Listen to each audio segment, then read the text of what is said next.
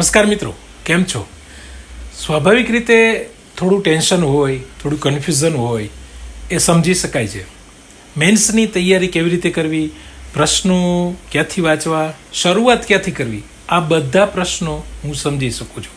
અને આના માટે જ આ વિડીયોમાં હું લઈને આવ્યો છું તમારા માટે વર્ણનાત્મક પ્રશ્નો, ખાસ મોટા પ્રશ્નો. આ પ્રશ્નો તમે કરી લેશો તો આમાંથી નાના પ્રશ્નો પૂછાય તો પણ એ તમારે કવર થઈ જશે. 5 ગુણના, 4 ગુણના, 2 ગુણના અને 1 વાક્યના પ્રશ્નો પણ આમાંથી મળી જશે. 5 ગુણના મોટા પ્રશ્નોમાં કોઈ પ્રશ્ન એવો હોય કે પાત્ર લેખન કરો, એની ચરિત્રગત વિશેષતા બતાવો, તો એમાં પોઈન્ટ આપીને આપણે જવાબ લખી શકીએ છીએ. તો આવી બાબતોને ધ્યાનમાં રાખીને આ વિડીયો તૈયાર કરેલ છે. ખૂબ મહેનતથી તમારા માટે આ કામ કર્યું છે. તમારી પાસે બસ એટલી જ અપેક્ષા છે, વિડીયો ગમે, તમને એમ લાગે કે મને મારી આ પરીક્ષાની તૈયારી માટે વિડીયો ઉપયોગી છે, તો બસ એક લાઇકની અપેક્ષા છે, કોમેન્ટમાં 2 શબ્દની અપેક્ષા છે. તો વધુ સમય ન લેતા લેટ સ્ટાર્ટ વિડીયો. સ્વાગત છે પૂરણ ગોંડલિયા યુટ્યુબ ચેનલ પર, જ્યાં તમે મેળવો છો એજ્યુકેશનલ ડિજિટલ નોલેજ અને રોજિંદા જીવનમાં ઉપયોગી માહિતી સરળ ભાષામાં. મિત્રો, આમાં જે પ્રશ્નો લીધેલા છે એ ચોક્કસ ગુણને ધ્યાનમાં રાખીને લીધા નથી, પણ પ્રશ્ન કેટલા માર્ક્સમાં પૂછાય છે એના આધારે તમારે વિવેક બુદ્ધિથી શબ્દોની લિમિટ નક્કી કરવાની છે, એનો વિસ્તાર નક્કી કરવાનો છે. એકમ 1, અખિલ બ્રહ્માંડમાં નરસિંહ મહેતા. પ્રશ્ન 1, નરસિંહ મહેતા અખિલ બ્રહ્માંડમાં પદમાં પરમ તત્વની સર્વવ્યાપકતા શી રીતે સમજાવે છે? નરસિંહ મહેતા અખિલ બ્રહ્માંડમાં કાવ્યમાં પરમ તત્વની સર્વવ્યાપકતાનું સુંદર વર્ણન કરતા કહે છે કે સમગ્ર બ્રહ્માંડમાં એક જ શ્રી હરિ રહેલા છે. તે આપણી સમક્ષ અલગ અલગ અનંત રૂપે દેખાય છે. પરમાત્મા દેહમાં દેવ સ્વરૂપે, તત્વમાં તેજ સ્વરૂપે અને શૂન્યમાં શબ્દ સ્વરૂપે વ્યાપેલા છે. આ ઉપરાંત ઈશ્વર જ પવન, પાણી અને ભૂમિ રૂપે પણ રહેલા છે. ભગવાને અનેક પ્રકારના રસ માણવા માટે જ વિવિધ રચનાઓ કરી છે અને પોતે જ શિવમાંથી જીવ થયા છે. કવિ સુવર્ણનું ઉદાહરણ આપીને કહે છે કે સોનું તો અંતે સોનું જ રહે છે, ભલે ઘાટ ઘડાયા પછી એમાંથી બનેલા અલંકારોના નામ અને આકાર જુદા હોય. એવી જ રીતે સૃષ્ટિમાં ઈશ્વર એક જ છે, પણ લોકો એમને અલગ અલગ નામે ઓળખે છે. કવિના મતે વૃક્ષમાં બીજ રૂપે અને બીજમાં વૃક્ષ રૂપે પણ સર્વવ્યાપી ઈશ્વર જ રહેલા છે. અંતે કવિ સ્પષ્ટ કરે છે કે પરમાત્માને કેવળ જ્ઞાનથી નહીં પણ પ્રેમ અને ભક્તિથી જ પામી શકાય છે. પ્રશ્ન 2, સોનું તો આખરે સોનું જ છે. આ વિધાન દ્વારા નરસિંહ મહેતા શું સમજાવવા માગે છે? અથવા તો આવી રીતે પણ પૂછાઈ શકે, અખિલ બ્રહ્માંડમાં કાવ્યનો કેન્દ્રવર્તી વિચાર તમારા શબ્દોમાં સ્પષ્ટ કરો. તો જવાબ આ જ આવશે. અખિલ બ્રહ્માંડમાં પદમાં નરસિંહ મહેતા પરમાત્માના એકત્વને સમજાવવા માટે સુવર્ણનું ઉદાહરણ આપે છે. કવિ શ્રુતિ અને સ્મૃતિનો સંદર્ભ આપીને કહે છે કે ઈશ્વર તાત્વિક રીતે એક જ છે, પણ નામ અને રૂપ અલગ અલગ છે. જેમ સોનામાંથી વિવિધ પ્રકારના ઘરેણાં બનાવવામાં આવે છે, ત્યારે એના ઘાટ પ્રમાણે નામ જુદા જુદા આપવામાં આવે છે. કાનમાં પહેરવાનું કુંડળ હોય કે અન્ય કોઈ ઘરેણું, ઘાટ ઘડ્યા પછી એના નામ અને રૂપ જુદા જુદા પડી જાય છે. પણ બધા અલંકારોના મૂળમાં તો અંતે હેમ એટલે કે સોનું જ રહેલું હોય છે. આ જ ઉદાહરણ દ્વારા કવિ સમજાવે છે કે આ સૃષ્ટિમાં પરમાત્મા એક જ છે. લોકો પોતાના અજ્ઞાન અથવા વિવિધ જ્ઞાન ગ્રંથોની ગેરસમજના કારણે ઈશ્વરને અલગ અલગ રૂપે અને નામે પૂજે છે. પણ જે રીતે બધા ઘરેણા મૂળ તો સોનું જ છે, એવી જ રીતે અખિલ બ્રહ્માંડમાં વિવિધ સ્વરૂપે દેખાતું તત્વ આખરે તો એક જ પરમાત્મા છે. પ્રશ્ન 3, જ્ઞાન ગ્રંથોથી ઈશ્વરને સમજવામાં કઈ ગેરસમજ થઈ છે અને કવિ તેનો શો ઉકેલ આપે છે? તો નરસિંહ મહેતાના મતે જ્ઞાન ગ્રંથોએ ઈશ્વરનું સાચું સ્વરૂપ સમજાવવામાં ગરબડ કરી છે અને સાચી વાત કરી નથી. શાસ્ત્રો અને જ્ઞાન ગ્રંથોને સમજવામાં જ્ઞાનીઓએ ગેરસમજ કરી છે, જેને કવિ હસી કાઢે છે. ગ્રંથોની આ ગરબડને કારણે લોકો ઈશ્વરના સાચા સ્વરૂપને ઓળખી શક્યા નથી. આથી જેને જે ગમે છે એની જ તે પૂજા કરવા લાગ્યો છે. આ ગેરસમજનો ઉકેલ આપતા કવિ કહે છે કે ઈશ્વરને સમજવા માટે મન, વચન અને કર્મની શુદ્ધિ જરૂરી છે. માણસ મન, વચન, કર્મથી જેને સત્ય માને અને સ્વીકારે તે જ એના માટે ઈશ્વર બની જાય છે. કવિ ભારપૂર્વક જણાવે છે કે આવા પરમેશ્વરને માત્ર શાસ્ત્ર જ્ઞાન દ્વારા પામી શકાતા નથી. પરમાત્માની સાચી પ્રતીતિ કરવા માટે શુદ્ધ પ્રેમની પરાકાષ્ઠા એટલે કે નિસ્વાર્થ ભક્તિ જ શ્રેષ્ઠ અને સાચો માર્ગ છે. એકમ 2 ખીજડીએ ટેકરે ચુનીલાલ મડિયા. પ્રશ્ન 1. ખીજડીએ ટેકરે પાઠને આધારે ભોજાની ગરીબી અને એની લાચારીનું વર્ણન કરો. ખીજડીએ ટેકરે વાર્તામાં ભોજાની ગરીબાઈ ખૂબ જ હૃદયદ્રાવક રીતે રજૂ કરવામાં આવી છે. ભોજાએ હિરણ નદીના હેઠવાસના પટમાં ખીજડીયા ટેકરાની નજીક તરબૂચનો વાડો ઊભો કર્યો હતો. શિયાળાની કડકડતી ઠંડીમાં ભોજાના કુટુંબ પાસે પહેરવા માટે પૂરતા કપડાં પણ નહોતા અને તેઓ ખુલ્લા પટમાં રહેતા હતા. ભોજાએ પોતે તો વર્ષોથી એક જ ચોરણી પહેરી હતી જે હવે સાવ જીર્ણ થઈ ગઈ હતી. ટાઢથી બચવા માટે એને જમીન ખોદીને કૂબો બનાવવો પડ્યો હતો. ભોજાની પત્ની જીવલી અને તેના નાગાપૂગા બાળકો ઠંડીમાં ધ્રુજતા હતા, જે જોઈને ભોજાને ખૂબ દુઃખ થતું હતું. ભોજાને પોતાની ગરીબી દૂર કરવા અને બાળકો માટે કપડાં મેળવવા માધવજી કાપડિયાની દુકાનમાંથી ચોરી કરવાનો વિચાર પણ આવતો હતો. પણ ભૂતકાળમાં પોલીસે આપેલો ઢોર માર એને યાદ આવતા તે આ જોખમ ખેડવાનું માંડી વાળતો હતો. આમ ગરીબીમાં પત્ની અને બાળકો માટે વસ્ત્ર ખરીદી ન શકવાની ભોજાની આ લાચારી એની કરુણ સ્થિતિ દર્શાવે છે. ભોજાએ મૃત બાળકના ખાડામાંથી બાળકને કાઢ્યા પછી કઈ મનોવ્યથા અનુભવી તો ભોજાએ કાપડ મેળવવાની લાલચમાં ખીજડીયા ટેકરે દાટેલા પોસ્ટ માસ્ટરના બાળકની કબર ખોદી. ખાડામાંથી બાળકને બહાર કાઢતા જ એના આશ્ચર્ય વચ્ચે બાળકના અંગમાં સડવડાટ થયો અને એ જીવંત નીકળ્યું. આ જોઈને ભોજાની ભયંકર મનોવ્યથા શરૂ થઈ, કારણ કે જો તે બાળકને લઈ જાય તો એની ચોરી પકડાઈ જાય અને ફરીથી પોલીસનો માર ખાવો પડે. બીજી તરફ જો તે જીવતા બાળકને ફરીથી ખાડામાં દાટી દે તો તે બાળ હત્યાનું ઘોર પાપ કહેવાય અને એનો મૂળ ઉદ્દેશ પણ માર્યો જાય. પોતાની આવી ભયંકર કલ્પનાથી જ ભોજો ડરી ગયો અને અંદરથી ધ્રુજી ઉઠ્યો. એને વિચાર આવ્યો કે મારે કેટલા ભવ કાઢવા છે તે આવી બાળ હત્યાનું પાતક માથે લઉં. આ આંતરિક સંઘર્ષમાં અંતે ભોજાના હૃદયનો વત્સલ પિતા જાગૃત થયો. એણે તમામ ભયને બાજુ પર રાખીને જીવતા બાળકને લઈ પોસ્ટ માસ્ટર પાસે જવાનો સાહસિક નિર્ણય લીધો. પ્રશ્ન 3. પોસ્ટ માસ્ટર દંપતીએ ભોજાના અપરાધને કઈ રીતે ક્ષમા કર્યો અને એને શું ઇનામ આપ્યું? તો પોતાનું મૃત માનેલું બાળક ભોજાના હાથમાં જીવતું જોઈને પોસ્ટ માસ્ટર અને એમની પત્નીના આશ્ચર્ય અને આનંદનો કોઈ પાર ન રહ્યો. ભોજાએ જ્યારે ડરતા ડરતા પોતાની ગુનાહિત પ્રવૃત્તિની સવિસ્તાર કબૂલાત કરી ત્યારે પોસ્ટ માસ્ટર દંપતીએ એને પોલીસને હવાલે કરવાને બદલે માફ કરી દીધો. પોસ્ટ માસ્ટરની પત્નીએ અત્યંત કૃતજ્ઞતા ભાવ સાથે કહ્યું કે અમારે તો આ ઉતરતી અવસ્થાએ દીકરાના નામની દ્રશ્ય દેવાઈ ગઈ હતી.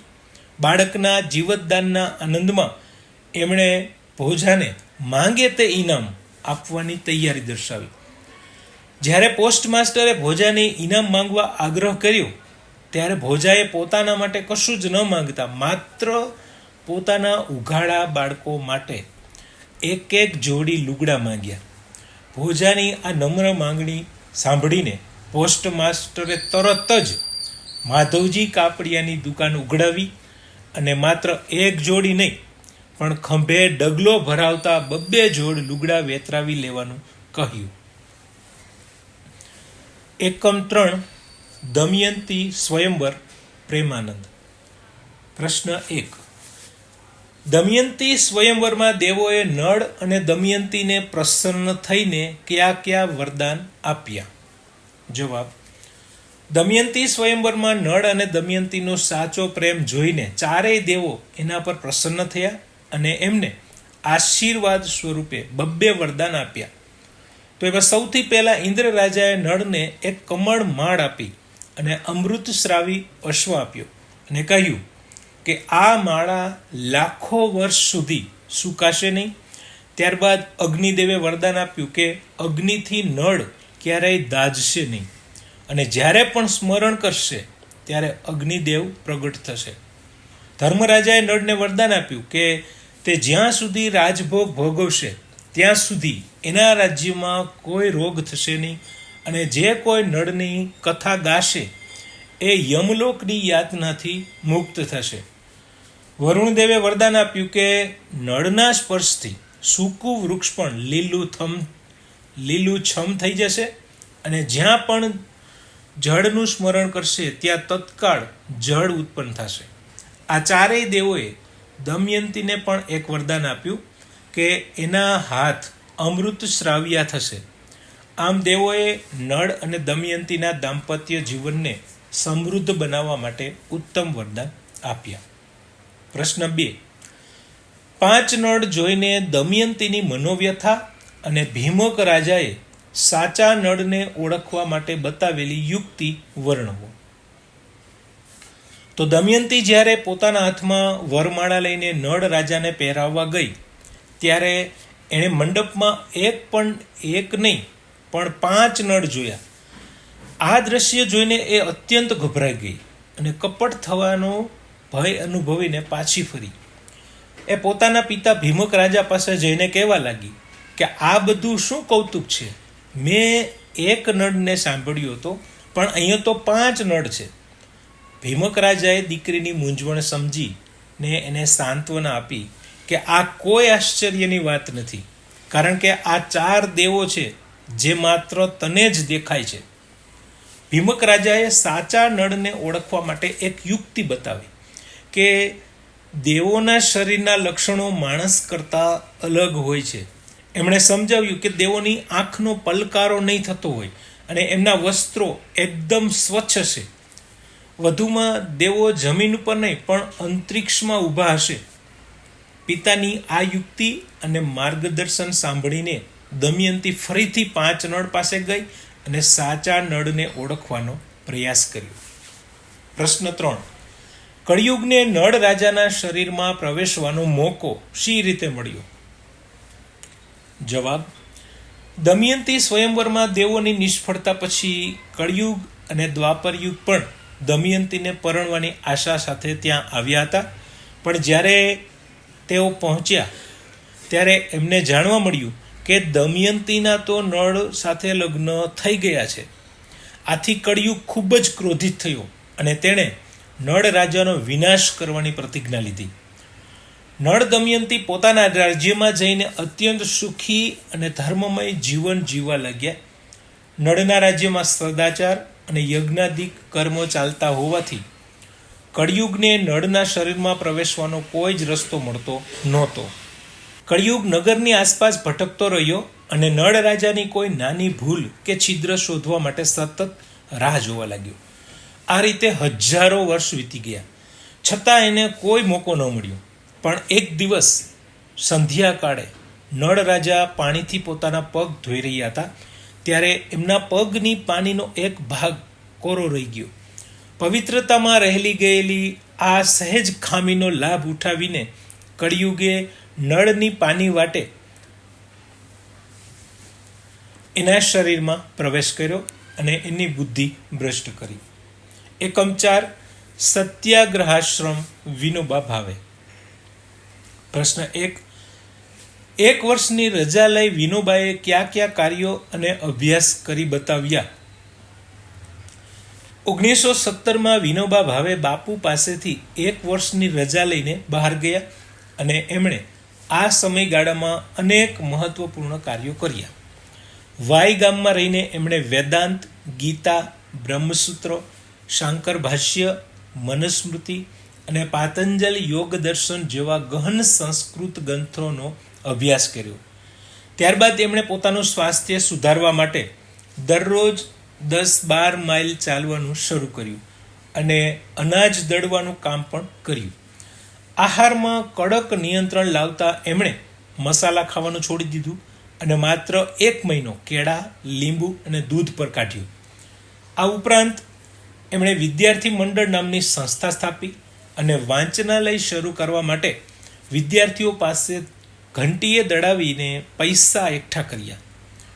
એઓ ગીતાનો વિનામૂલ્ય વર્ગ ચલાવતા અને દરરોજ વિદ્યાર્થીઓ સાથે રામકથા વાંચીને હિન્દી પ્રચારનું કાર્ય પણ કરતા. જ્ઞાન પ્રાપ્તિ અને લોક નિરીક્ષણના હેતુથી તેમણે મહારાષ્ટ્રના 4-5 જિલ્લાઓમાં 400 માઇલનો પગપાળા પ્રવાસ ખેડી ઐતિહાસિક કિલ્લાઓ અને સંતોના સ્થાનોના દર્શન કર્યા. પ્રશ્ન 2. વિનોબા ભાવેનું કોચરબ આશ્રમમાં પહોંચવું અને ગાંધીજી સાથેની એમની પ્રથમ મુલાકાતનું વર્ણન કરો. તો વિનોબા ભાવે કાશીમાં ગાંધીજીના ઐતિહાસિક ભાષણ વિશે સાંભળીને અને એમની સાથે પત્રવ્યવહાર કર્યા બાદ અમદાવાદ આવ્યા. 7મી જૂન 1916ના રોજ તેઓ અમદાવાદ સ્ટેશને ઉતર્યા અને પોતાની પાસે કોઈ જ સામાન ન હોવાથી એલિસ બ્રિજને રસ્તે ચાલીને કોચરબ આશ્રમ પહોંચ્યા. આશ્રમમાં જઈને એમણે બાપુને ખબર મોકલાવી અને બાપુએ એમને મળવા માટે બોલાવ્યા. જ્યારે વિનોબા અંદર ગયા ત્યારે એમણે જોયું કે રાષ્ટ્ર નેતા ગાંધીજી પોતે જ શાક સમારી રહ્યા હતા. રાષ્ટ્રીય સ્તરના નેતાને આ રીતે શારીરિક શ્રમ કરતા જોઈને વિનોબાને પ્રથમ દર્શને જ શ્રમનો એક મોટો પાઠ મળ્યો. બાપુએ વિનોબાને પણ પોતાના હાથમાં રહેલું એક ચપ્પુ આપીને શાક સમારવાના કામે લગાડી દીધા. આ કામ દરમિયાન બાપુએ વિનોબાની પૂછપરછ કરી અને એમને આશ્રમમાં રહેવા માટે પ્રોત્સાહિત કર્યા. આમ શાક સમારતા જ વિનોબાને બાપુ પાસેથી કર્મયોગની આ પ્રથમ દીક્ષા મળી ગઈ. પ્રશ્ન 3. વિનોબા ભાવેનું પાત્રાલેખન કરો અને તેમની સાધના વર્ણવો. વિનોબા ભાવે આજીવન સત્ય, અહિંસા અને જ્ઞાનના ઉપાસક રહ્યા. એમના મનમાં નાનપણથી જ બંગાળની ક્રાંતિ અને હિમાલયની શાંતિ પ્રત્યે આકર્ષણ હતું. પણ આ બંનેનો સંગમ તેમને ગાંધીજીના કોચરબ આશ્રમમાં જોવા મળ્યો. વિનોબા અત્યંત દ્રઢ નિશ્ચય અને કર્મયોગી હતા. 1 વર્ષની રજા લઈને એમણે કાશી અને વાઈમાં ઉપનિષદો, ગીતા, બ્રહ્મસૂત્ર વગેરેનો અભ્યાસ કર્યો. પોતાના સ્વાસ્થ્યને સુધારવા માટે એમણે કઠોર શ્રમ કર્યો. રોજ 10-12 માઇલ ચાલ્યા અને અનાજ દળવાનું કામ કર્યું. સ્વાદ પર વિજય મેળવતા એમણે મસાલા ખાવાનું છોડી દીધું અને સાદો આહાર અપનાવ્યો. આશ્રમના 11 વ્રતોનું એમણે ચુસ્તપણે પાલન કર્યું. એમનું સંપૂર્ણ જીવન દેશ સેવા, જ્ઞાન પ્રાપ્તિ અને ગાંધીજીના આદર્શોને સમર્પિત હતું. એકમ 5. રામબાણ, ધના ભગત. પ્રશ્ન 1. રામબાણ એટલે શું? તે કોને વાગે છે અને તેની શી અસર થાય છે? તો રામબાણ એટલે સાચા અર્થમાં પ્રભુની ભક્તિનું બાણ. આ બાણ કોઈ શસ્ત્ર નથી, પણ ઈશ્વરના પ્રેમ અને સમર્પણનું પ્રતીક છે, જેમાં વ્યક્તિ પ્રભુ ભક્તિમાં સંપૂર્ણપણે ઘાયલ અને તલ્લીન થઈ જાય છે. આ ભક્તિરૂપી બાણ માત્ર એવા જ લોકોને વાગે છે જેમના પર ઈશ્વરની અસીમ કૃપા હોય અને જેમના હૃદયમાં સાચો ભક્તિભાવ પ્રગટ્યો હોય. ધના ભગતના મતે મૂર્ખ અને અજ્ઞાની લોકોને આ રામબાણની કોઈ સમજણ હોતી નથી. જેને આ રામબાણ વાગે છે એનું સંપૂર્ણ જીવન બદલાઈ જાય છે અને તે ઈશ્વરમય બની જાય છે. આવા ભક્તો સંસારની તમામ મોહમાયા, સુખ દુઃખ અને સ્વાર્થથી મુક્ત થઈ જાય છે. રામબાણ વાગ્યા પછી ભક્તના જીવનમાં ઈશ્વર માટેનું સમર્પણ રહે છે અને તે સાધુતાનું ઉત્તમ ઉદાહરણ બની જાય છે. ટૂંકમાં રામબાણ વાગવાથી વ્યક્તિ પરમાત્મા સાથે એકરૂપ થઈ જાય છે અને સંસારના કોઈ જ કષ્ટો એને સ્પર્શી શકતા નથી. પ્રશ્ન 2.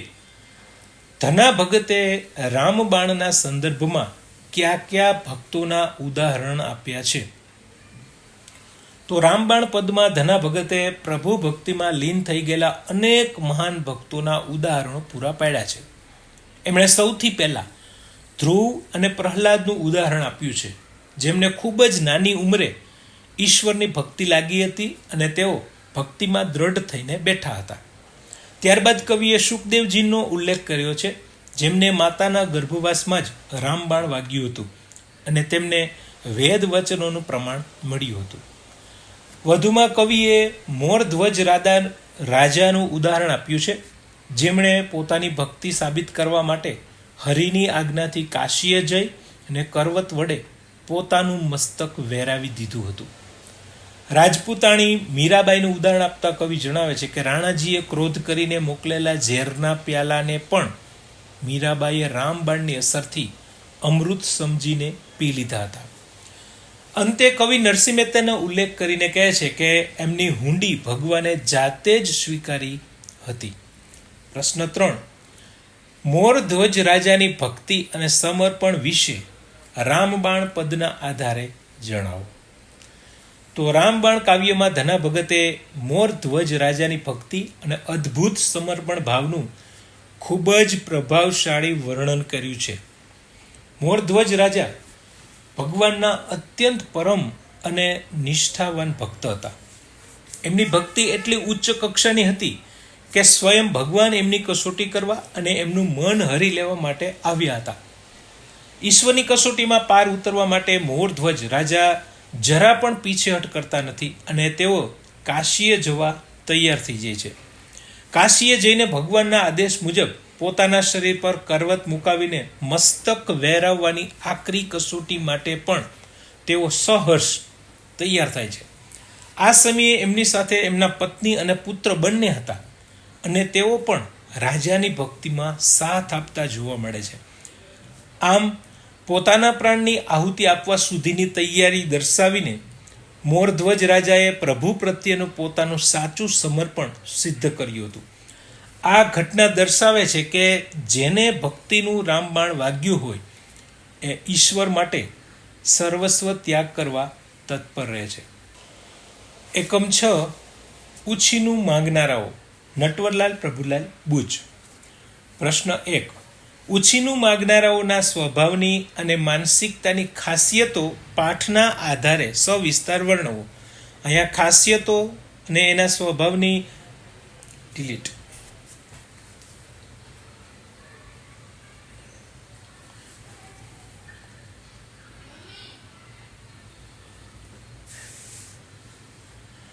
પ્રશ્ન 1. ઉછીનું માગનારાઓના સ્વભાવની અને માનસિકતાની ખાસિયતો પાઠના આધારે સવિસ્તાર વર્ણવો. અહીંયા ખાસિયતો પાઠના આધારે માગી છે એટલે અહીંયા પોઈન્ટ પાડેલા છે. તમે આવી રીતે પણ લખી શકો છો. નટવરલાલ પ્રભુલાલ બુચ રચિત હાસ્ય નિબંધ ઉછીનું માગનારાઓમાં સમાજમાં જોવા મળતી શોષક વૃત્તિનું સચોટ વર્ણન છે. ઉછીનું માગનારાઓની મુખ્ય ખાસિયતો નીચે મુજબ છે. શોષક વૃત્તિ. લેખક એમ માને છે કે સમાજમાં માત્ર આર્થિક શોષણ જ નથી હોતું, પરંતુ ઉછીનું માગનાર અને ઉછીનું આપનાર વચ્ચે પણ શોષક અને શોષિતનો દ્વંદ્વ સતત ચાલતો રહે છે. ઉછીનું માગનારાઓ કાયમ શોષક જ રહે છે.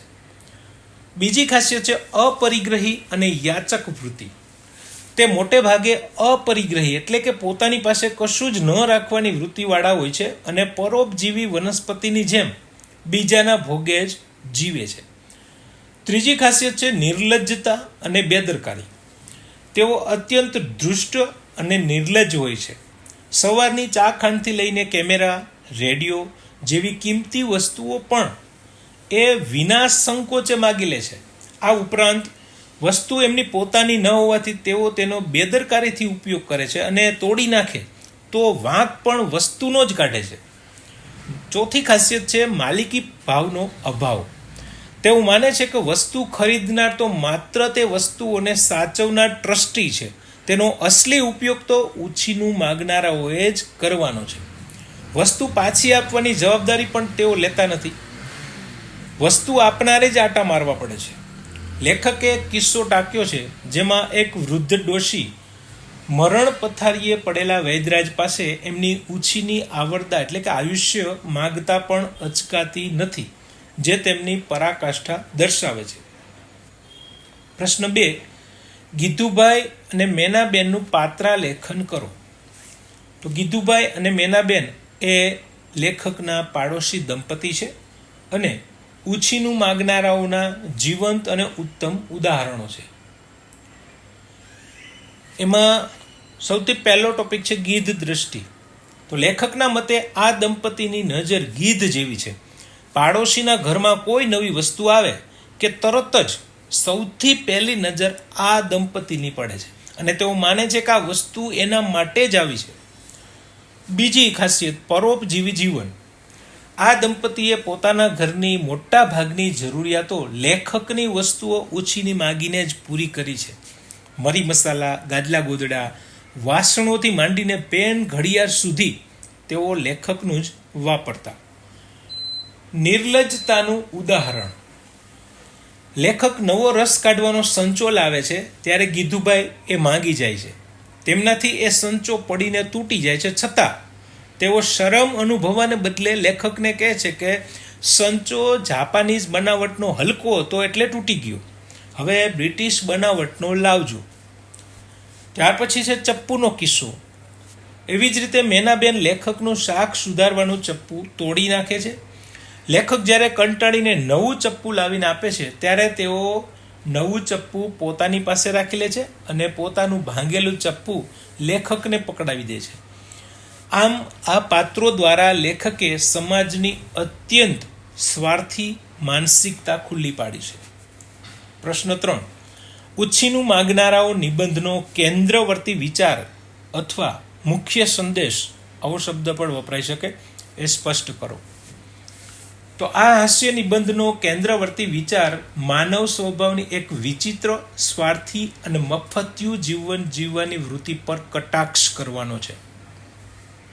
સમાજમાં એક વર્ગ એવો છે જે પોતાની જરૂરિયાતો સંતોષવા મહેનત કરવાને કે ખર્ચ કરવાને બદલે પાડોશીઓ ઉપર નિર્ભર રહે છે. લેખકે એમને શોષક અને વસ્તુ આપનારને શોષિત કહ્યા છે. આ નિબંધ સમજાવે છે કે આવા લોકોમાં કોઈ જ વિવેક કે મર્યાદા હોતી નથી.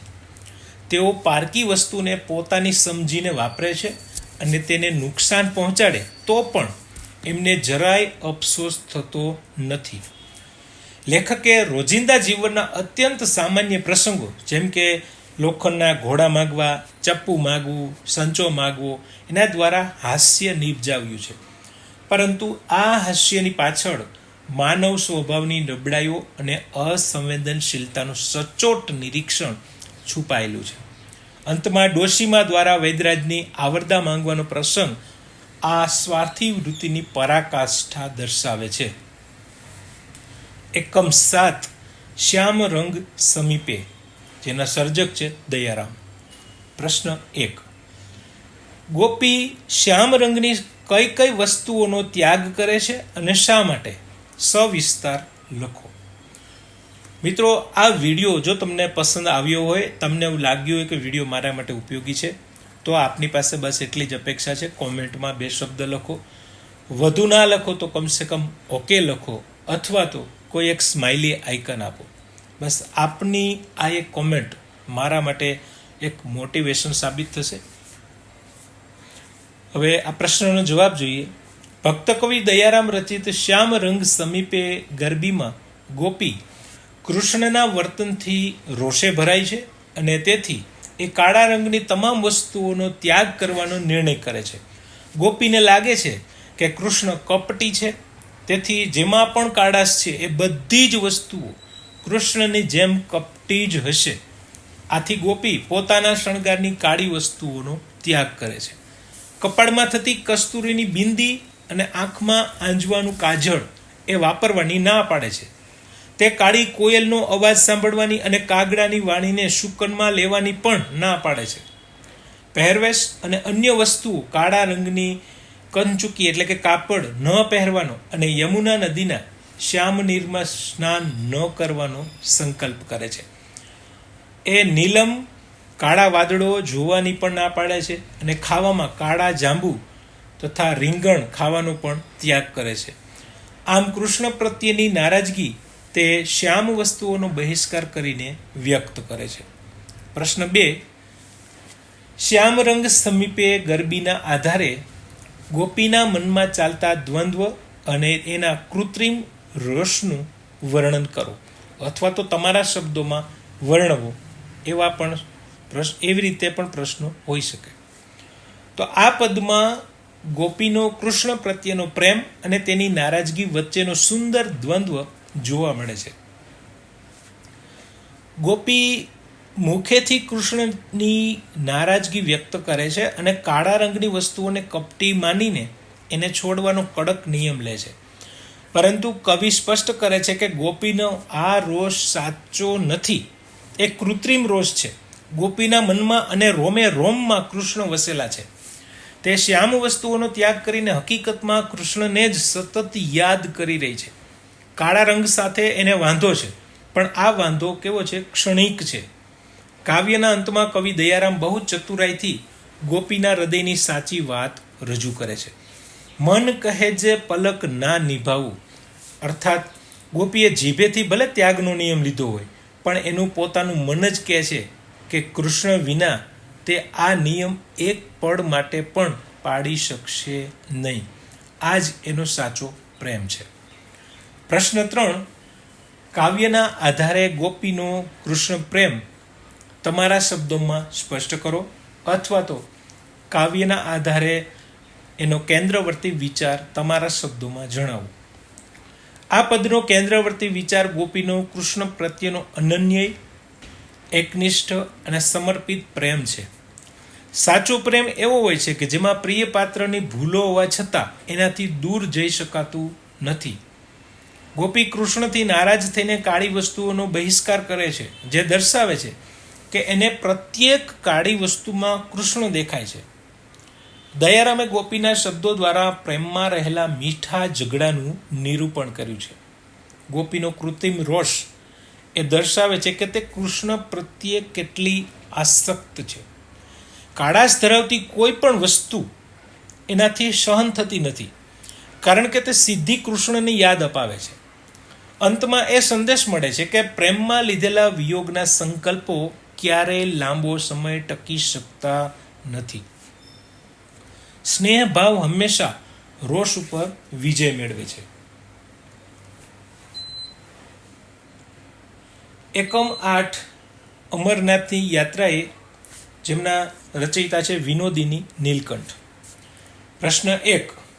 અમરનાથની યાત્રામાં પહેલગામથી ચંદનવાડી સુધીના માર્ગમાં આવતા પ્રાકૃતિક સૌંદર્યનું લેખિકાના શબ્દોમાં વર્ણન કરો. લેખિકા વિનોદિની નીલકંઠે કાશ્મીરના પહેલગામથી ચંદનવાડી સુધીના યાત્રા માર્ગના પ્રકૃતિ સૌંદર્યનું અત્યંત ચિત્રાત્મક વર્ણન કર્યું છે. વૈશાખ મહિનાની વસંત ઋતુમાં પહેલગામથી શરૂ થતી આ યાત્રામાં નદી કાંઠે નયનરમ્ય વનરાજી ખીલેલી હોય છે. સેવ એટલે કે સફરજનના ઝાડ પર ધોળા ફૂલોના ગુચ્છા ખીલી ઉઠ્યા હોય છે. લેખિકા અને એમના સાથીઓ ઘોડા પર સવાર થઈને જાય છે. રસ્તામાં પહાડો પરથી ખડખડ વહેતા ઝરણા, પાઇનના વૃક્ષની ગીચ ઝાડીઓ વાતાવરણને માદક અને આહલાદક બનાવે છે. અહીંયા શેષ નદી પ્રવાસીઓની સાથે જ વહે છે. શરૂઆતમાં સાંકડા માર્ગો પરથી પસાર થતી શેષ નદી કોઈ તોફાની અને ઉછળતી કૂદતી મુગ્ધા કન્યા જેવી લાગે છે, પરંતુ હરઘનના વિશાળ મેદાનમાં આવતા જ આ નદી શાંત, ગંભીર અને ડાય બની જાય છે, જાણે કે યૌવનના મધ્યમાં ઊભેલી મધુશ્રી. આ તમામ દ્રશ્યો જાણે કોઈ શ્રેષ્ઠ ચિત્રકારે દોરેલા ચિત્રો જેવા મનોહર ભાસે છે, લાગે છે. પ્રશ્ન 2. યાત્રા દરમિયાન પ્રકૃતિના બદલાતા રૂપો અને લેખિકાને પડેલી મુશ્કેલીઓ સવિસ્તાર જણાવો. તો અમરનાથની યાત્રા જેટલી સુંદર છે એટલી જ કઠિન પણ છે. પ્રકૃતિ ડગલે ને પગલે પોતાના સ્વરૂપ બદલે છે. શરૂઆતમાં આહલાદક લાગતી પ્રકૃતિ અચાનક રૌદ્ર સ્વરૂપ ધારણ કરે છે. આકાશમાં કાળા ભમ્મર વાદળો ઘેરાઈ આવે છે અને મુશળધાર વરસાદ તૂટી પડે છે. વરસાદને કારણે સાંકડા રસ્તાઓ અને પહાડી ઢોળાવો અત્યંત લપસણા બની જાય છે. કેટલાક સ્થળે માર્ગ એટલો વિકટ હોય છે કે બરફના પુલ પરથી પસાર થવું પડે છે અને ઉનાળાની ગરમીમાં આ પુલ ઓગળી જવાનો સતત ડર રહે છે. માર્ગમાં એકાદ બે સ્થળે તો સાંકડી કેડી પરથી ઘોડાને એક હરોળમાં જ ચલાવવા પડે છે. વરસાદને કારણે યાત્રાળુઓનું શરીર ઠંડુ પડી જાય છે અને સાથે લાવેલી ગરમ વાનગીઓ પણ ટાઢી બોળ થઈ જાય છે. છતાં ઘોડાઓની ઝડપ અને પ્રકૃતિની ભવ્યતાને કારણે પ્રવાસીઓ થાક ભૂલીને યાત્રાનો આનંદ માણે છે. પ્રશ્ન 3. અમરનાથની યાત્રાએ નિબંધનો કેન્દ્રવર્તી વિચાર સ્પષ્ટ કરો. તો આ પ્રવાસ નિબંધનો કેન્દ્રવર્તી વિચાર કુદરતના અપ્રતિમ સૌંદર્ય અને મનુષ્ય મન પર પડતા એના ઊંડા પ્રભાવને રજૂ કરવાનો છે. લેખિકા સમજાવે છે કે પ્રવાસ એ માત્ર ભૌગોલિક સ્થળોને જોવાની ક્રિયા નથી, પરંતુ પ્રકૃતિ સાથે તાદાત્મ્ય સાધવાની પ્રક્રિયા છે. પ્રકૃતિના વિવિધ રૂપો ક્યારેક શાંત અને રમણીય તો ક્યારેક ભયાનક અને તોફાની મનુષ્યને જીવનના વિવિધ તબક્કાઓનો અહેસાસ કરાવે છે. શેષ નદીના ઉદાહરણ દ્વારા લેખિકા માનવ જીવનની મુગ્ધાવસ્થા, યૌવન અને ગંભીરતાને કુદરત સાથે સરખાવે છે. મુશ્કેલ માર્ગો અને ખરાબ હવામાન છતાં પ્રકૃતિનું સૌંદર્ય એટલું અદ્ભુત છે કે તે તમામ થાક અને કષ્ટોને ભૂલાવી દે છે. જીવન પણ આ યાત્રા જેવું જ છે, જ્યાં સતત બદલાતી પરિસ્થિતિઓનો સ્વીકાર કરીને આગળ વધતા રહેવું એ જ સાચો આનંદ છે. એકમ 9 ભવના અબોલા જેના રચ જે એક લોકગીત છે. પ્રશ્ન 1. શાસ્ત્રીયમાં નાયિકાએ પોતાના પતિને મનાવવા માટે કયા કયા અથાગ પ્રયત્નો કર્યા, એનું શું પરિણામ આવ્યું? ભવના અબોલા લોકગીતમાં નાયિકાનો પતિ એનાથી રીસાયેલો છે અને આજીવન અબોલા લીધા છે. પતિનો પ્રેમ મેળવવા માટે નાયિકા અત્યંત કઠિન અને અશક્ય લાગતા કાર્યો કરે છે. તે ડુંગર ખોદીને પોતાનું ઘર બનાવે છે અને કાચના દરવાજા લગાવે છે. તો એને જે પ્રયત્નો કરેલા છે એને બુલેટ સ્વરૂપે અહીંયા મૂકેલા છે. તમે આવી રીતે લખી શકો છો. જેમાં સૌથી પહેલાં રસોઈ બનાવવા માટે એ સામાન્ય લાકડાને બદલે સુગંધીદાર ચંદનના ચૂલા બનાવે છે. બળતણ તરીકે તે ટોપરાનો ઉપયોગ કરે છે. રસોઈમાં પાણીની જગ્યાએ દૂધનું આંધણ મૂકે છે અને એમાં સામાન્ય ચોખાને બદલે શેર ચોખલા ઓરે છે, મતલબ કે સારી ગુણવત્તાના ચોખા ઓરે છે. હવેનું પરિણામ શું આવ્યું? તો નાયિકા પોતાનું સર્વસ્વ હોડમાં મૂકીને આટલા કઠિન બલિદાનો આપે છે, છતાં એના પતિનો ગુસ્સો શાંત થતો નથી. ગીતની પંક્તિ મોરી સૈયરુ અબોલા ભવ રિયા એ દર્શાવે છે કે આટલા પ્રયત્નો છતાં પતિ જરા પણ પીગળતો નથી અને અબોલા કાયમ રહે છે, જે નાયિકાની અત્યંત પીડા દર્શાવે છે. પ્રશ્ન 2. નાયિકાએ સમડી મારફતે મોકલેલા સંદેશાના ઉત્તરમાં દાદાએ પોતાની દીકરીને શી શિખામણ આપી? તો સાસરવાસના દુઃખથી કંટાળીને નાયિકા એક સમડી દ્વારા પોતાના દાદાને સંદેશો મોકલે છે કે તમારી દીકરીને દુઃખ પડ્યા છે. આના ઉત્તરમાં દાદા વાસ્તવિકતા સમજાવતા ધીરજ અને સહનશીલતાની શિખામણ આપે છે. દાદા કહે છે, દીકરી સુખ તો વેઠે છે સૌ, દુઃખ રે હોય તો વેઠીએ. અર્થાત સુખ તો બધા ભોગવી શકે, પણ સાચી હિંમત દુઃખ સહન કરવામાં છે. દાદા દ્રષ્ટાંતો આપે છે કે ખેતર હોય તો ખેડી શકાય, પણ આખો ડુંગર કેવી રીતે ખેડી શકાય? કૂવો હોય તો એનો તાગ કાઢી શકાય, પણ વિશાળ સમુદ્રનો તાગ કેમ મળે? બળદ ખરાબ હોય તો એને વેચી શકાય, પણ પરણ્યો પતિ થોડો વેચી શકાય? કાગળ હોય તો વાંચી શકાય, પણ પોતાના નસીબમાં શું લખ્યું છે એ કેવી રીતે વાંચી શકાય? આમ દાદા દીકરીને સાસરિયામાં સમાધાન કરીને પોતાના નસીબનો સ્વીકાર કરીને હિંમતથી આ દુઃખ સહન કરવાનો સંદેશ આપે છે. પ્રશ્ન 3. ભવના અબોલા લોકગીતમાં આલેખાયેલી સ્ત્રીની વેદના અને ગીતનો કેન્દ્રવર્તી વિચાર સવિસ્તાર સમજાવો. તો આ લોકગીતનો કેન્દ્રવર્તી વિચાર ભારતીય સમાજમાં સ્ત્રી જીવનની વાસ્તવિકતા અને સાસરવાસમાં દીકરીને પડતા અસહ્ય દુઃખોને સહન કરવાની મજબૂરી રજૂ કરવાનો છે. લગ્ન પછી દીકરીનું જીવન સંપૂર્ણપણે એના પતિ અને સાસરિયા ઉપર નિર્ભર બની જાય છે. ગીતમાં નાયિકા પોતાના રિસાયેલા પતિને મનાવવા માટે અમાનવીય પ્રયત્નો કરે છે, છતાં એને પતિનો પ્રેમ મળતો નથી. આ સ્ત્રીની અસહાયતા દર્શાવે છે. જ્યારે તે પોતાના પિયર દાદા પાસે આશા લઈને સંદેશો મોકલે છે, ત્યારે ત્યાંથી પણ એને સાંત્વના કે ઉકેલ મળવાને બદલે માત્ર સહનશીલતાની જ શિખામણ મળે છે. દાદાની શિખામણ દર્શાવે છે કે સમાજ સ્ત્રીઓ પાસેથી હંમેશા ત્યાગ અને સહનશીલતાની અપેક્ષા રાખે છે. કરમ વાંચ્યા કેમ જાય પંક્તિ સ્ત્રીના જીવનની એ કરુણતા દર્શાવે છે કે તેને પોતાના નસીબને ભગવાનની મરજી માનીને મૂંગા મોઢે પીડાઓ સહન કરવી પડે છે. એકમ 10 યુધિષ્ઠિર યુદ્ધ વિષાદ, જેના રચયિતા છે ઉમાશંકર જોશી. પ્રશ્ન 1. મહાભારતનું યુદ્ધ જીત્યા પછી પણ યુધિષ્ઠિર કેમ વિષાદ અનુભવે છે? એમના વિષાદના મૂળ કારણો પાઠના આધારે સવિસ્તાર ચર્ચો. કારણોને અહીંયા ટોપિક સ્વરૂપે મૂકેલા છે. મોટા પ્રશ્નોમાં પૂછાય તો તમે આવી રીતે મુદ્દા સાથે લખી શકો છો. ઉમાશંકર જોશી રચિત આ નાટકમાં મહાભારતનું યુદ્ધ જીતા પછી યુધિષ્ઠિર અત્યંત શોક અને વિષાદમાં ડૂબેલા જોવા મળે છે. એમના વિષાદના મુખ્ય કારણો નીચે મુજબ છે. સૌથી પહેલા સ્વજનોના લોહીથી ખરડાયેલો મુગટ. યુધિષ્ઠિરને રાજગાદી અને સત્તા પ્રત્યે કોઈ આકર્ષણ રહ્યું નથી. તેઓ માને છે કે આ રાજલક્ષ્મી પોતાના જ ભાઈઓ પિતામહ ભીષ્મ અને ગુરુ દ્રોણના લોહીથી રંગાયેલી છે. આ મુગટ પહેરતા જ એમને કંપારી છૂટે છે.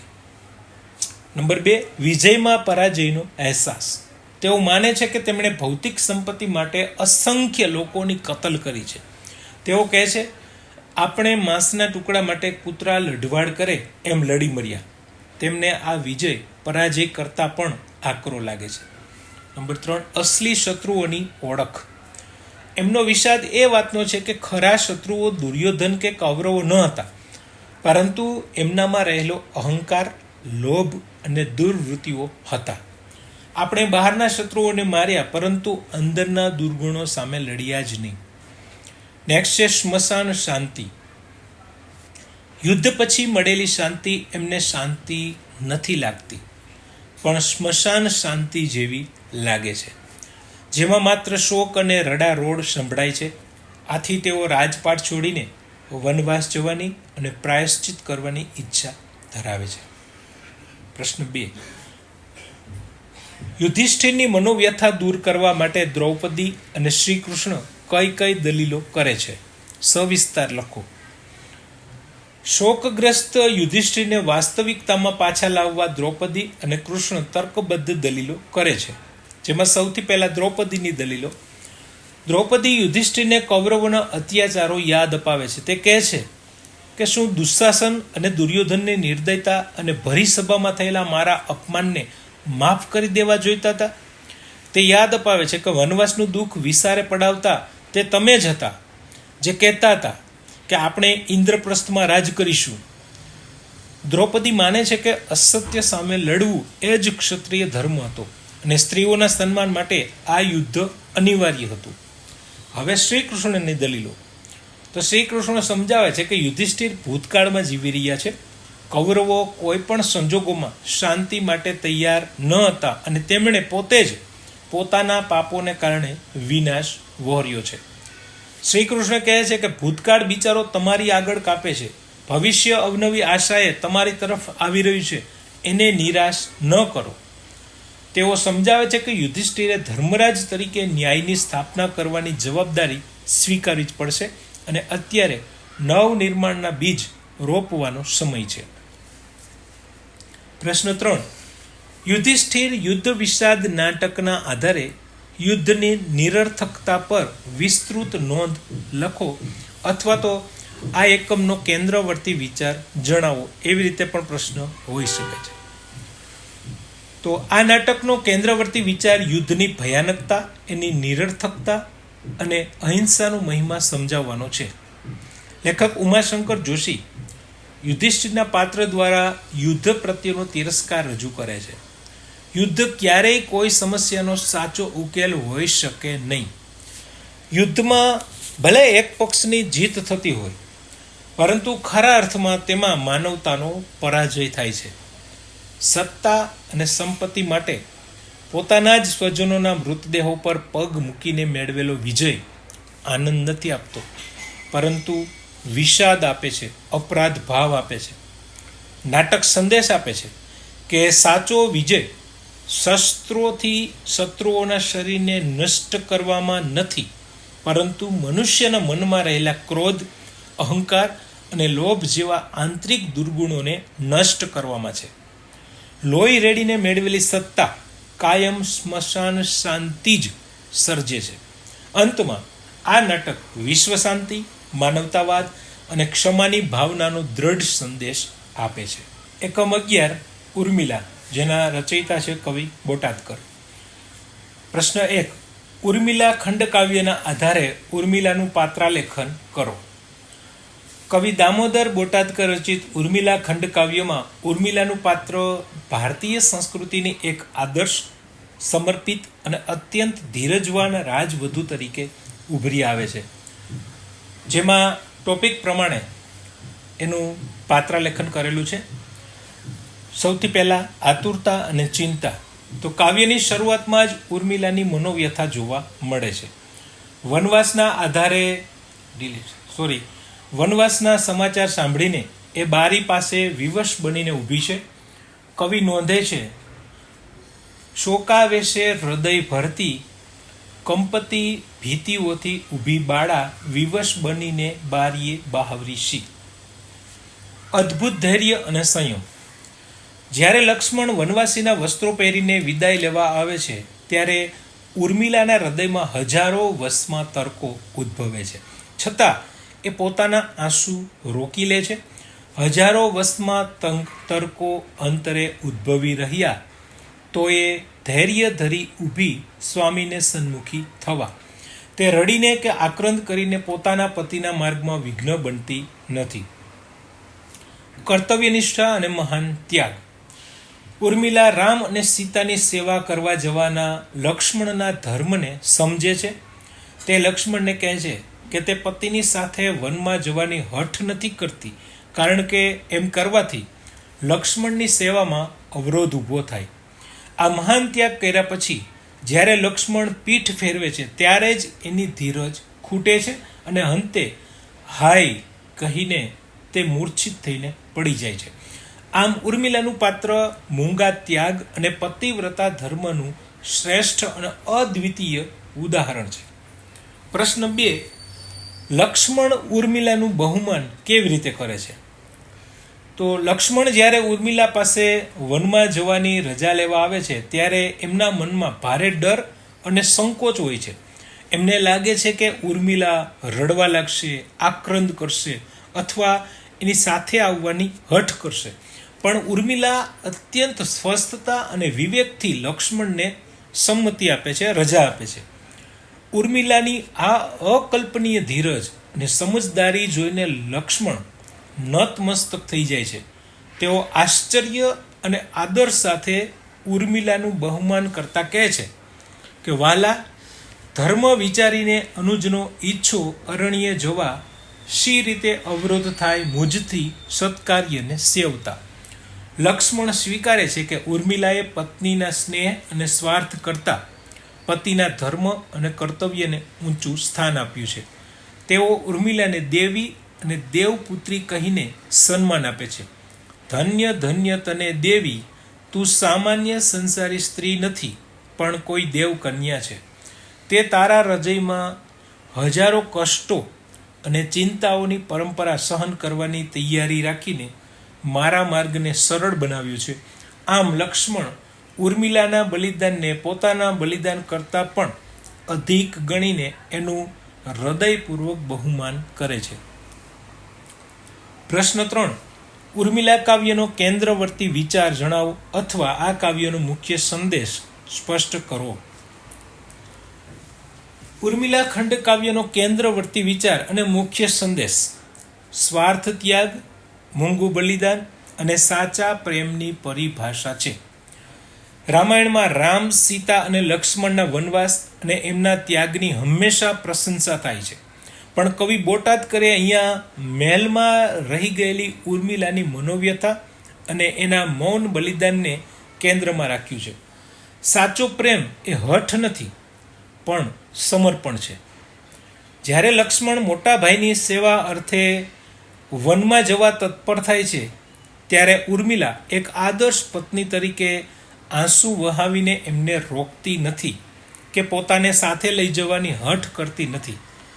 તે માને છે કે સાચો પ્રેમ એ પતિના સત્કાર્યમાં સહાયક બનવામાં છે. કાવ્યનો સંદેશ છે કે શારીરિક રીતે સાથે રહેવું એ જ માત્ર દાંપત્ય જીવન નથી, પણ પરસ્પરના ધર્મ અને કર્તવ્યને સમજીને પોતાના અંગત સુખનો ત્યાગ કરવો એ દાંપત્યની સર્વોચ્ચ કક્ષા છે. ઉર્મિલાએ વિરહની આગમાં એકલા બળવાનું પસંદ કર્યું, જે લક્ષ્મણના વનવાસના શારીરિક કષ્ટ કરતાં ક્યાંય મોટું માનસિક કષ્ટ હતું. આ મંગળ ત્યાગ જ આ કાવ્યનો મુખ્ય પ્રાણ છે, મુખ્ય સંદેશ છે. એકમ 12. સૌજન્યશીલ પ્રભાશંકર, જેના રચયિતા છે મુકુંદરાય પારાશર્ય. પ્રશ્ન 1. પ્રભાશંકરનું પાત્રાલેખન કરો.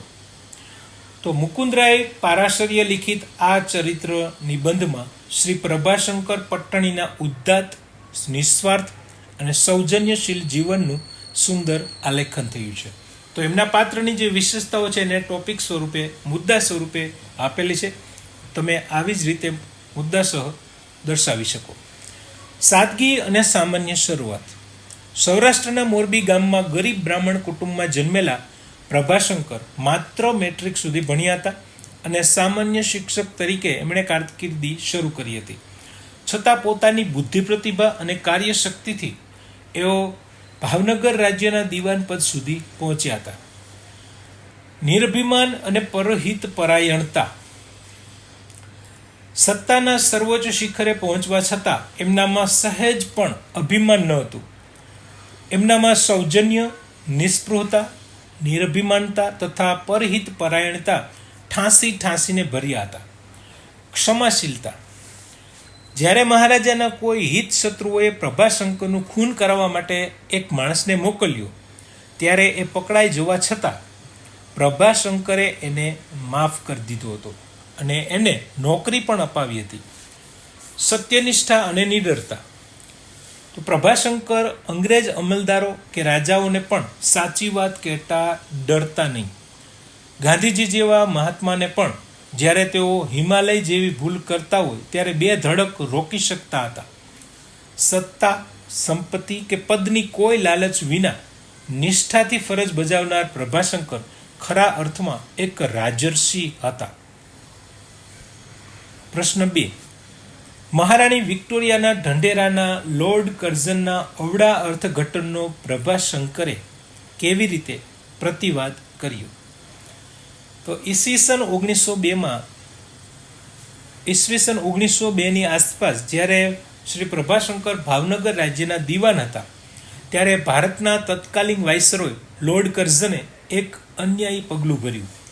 લોર્ડ કર્ઝને કાઠિયાવાડના બંદરોનો વિકાસ તોડી પાડવા માટે મહારાણી વિક્ટોરિયાના ઢંઢેરાનો અવળો અર્થ કાઢ્યો અને કાઠિયાવાડ તથા બ્રિટિશ હિંદની વચ્ચે જકાતની લાઈન દોરી નાખી દીધી, જેથી ભાવનગરનો વેપાર અટકી જાય. તો પ્રભાશંકરે આ અન્યાય નીતિનો સખત વિરોધ કર્યો. એમણે લોર્ડ કર્ઝન અને એ પછી આવેલી મિન્ટો સરકારને ઘણી અરજીઓ કરી, પણ કોઈ દાદ ન મળી. આથી તેઓ હિંમત હાર્યા વિના ઈસવીસન 1910માં સીધા ઇંગ્લેન્ડ ગયા. ત્યાં જઈને એમણે સેક્રેટરી ઓફ સ્ટેટ લોર્ડ મોરલીને રૂબરૂ મળીને આખો કેસ અત્યંત ન્યાયિક અને તર્કબદ્ધ રીતે સમજાવ્યો. લોર્ડ મોરલીએ એમનો પક્ષ સાચો માનીને કર્ઝનના અન્યાયી ઠરાવને રદ કર્યો. આ ભવ્ય જીત પછી પણ પ્રભાશંકરે કોઈ શ્રેય લીધો નહીં. એમણે કાયદાકીય લડતથી કરજણનો પ્રતિવાદ કરી ભાવનગરને ન્યાય અપાવ્યો. પ્રશ્ન 3. પ્રભાશંકરમાં બધા જ પ્રકારના લોકોને પ્રેમથી જીતી લેવાની જન્મજાત શક્તિ હતી. આ વિધાન સમજાવો. શ્રી પ્રભાશંકર પટણીના વ્યક્તિત્વમાં એક એવું જાદુઈ આકર્ષણ અને સૌજન્ય હતું કે તેઓ પોતાના વિરોધીઓને પણ મિત્ર બનાવી શકતા હતા. આ વિધાનની યથાર્થતા નીચેના પ્રસંગો પરથી સ્પષ્ટ થાય છે.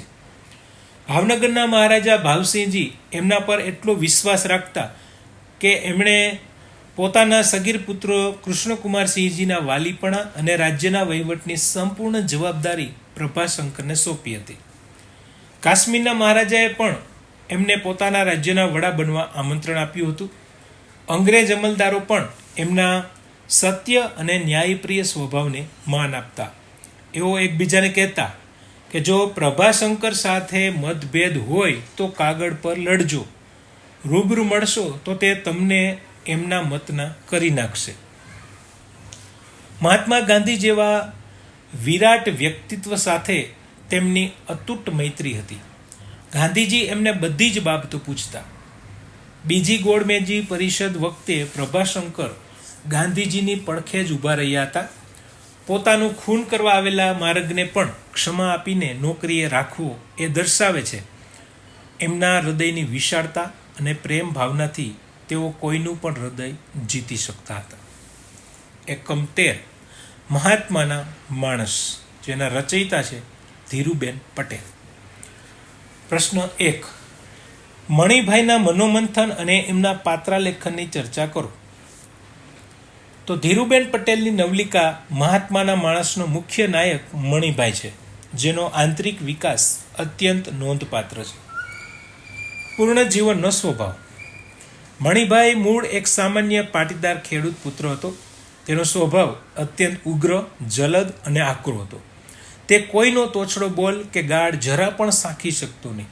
માસ્તરે માથામાં સ્લેટ મારી તો એણે માસ્તરનું માથું ફોડી નાખ્યું હતું. પરિવર્તન. આઝાદીની ચળવળમાં ગાંધીજીના પ્રભાવ હેઠળ સત્યાગ્રહી બનીને તે જેલમાં જાય છે. અહીંયા અંગ્રેજ અધિકારીઓની ગાળો, ઢોરમાર અને અત્યાચાર તે મૂંગે મોઢે સહન કરે છે. તેનામાં અહિંસા અને સત્યાગ્રહના પાઠ દ્રઢ થાય છે. મનોમંથન. જેલમાંથી છૂટીને પોતાના ગામ આવતા રસ્તામાં મણિભાઈ સતત મનોમંથન કરે છે. તે વિચારે છે, એને સમજાતું નહોતું કે શું કરવું. સત્યાગ્રહીએ આવે વખતે ઉપવાસ કરવા જોઈએ, માતા પિતાને સમજાવવા જોઈએ, હૃદય પરિવર્તન કરાવવું જોઈએ. એ પોતાની અંદર આવેલા આ મોટા બદલાવનું આશ્ચર્ય અનુભવે છે. જ્યારે પોતાના જ પિતા એને ઘરમાં પેસવા દેતા નથી અને દરવાજો બંધ કરી દે છે, ત્યારે પણ મણિભાઈ ગુસ્સે થવાને બદલે શાંતિથી ઘર અને ગામ છોડીને સાબરમતી આશ્રમ તરફ પ્રયાણ કરે છે. આ દર્શાવે છે કે ક્રોધી માણસ સંપૂર્ણપણે મહાત્માનો માણસ બની ચૂક્યો છે.